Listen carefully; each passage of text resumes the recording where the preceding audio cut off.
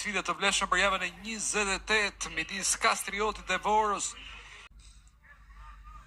Është ai i cili gjendet në stolin e krutanëve që nga 9 shkurti me 5 ndeshje në ndërtim në kësaj skuadre, një barazim dhe 4 humbje do të tentoj padyshim fitoren e parë.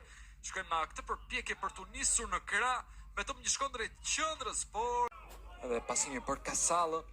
Kasalla tenton të hyjë në një driblim, por ka arritur të bllokohet.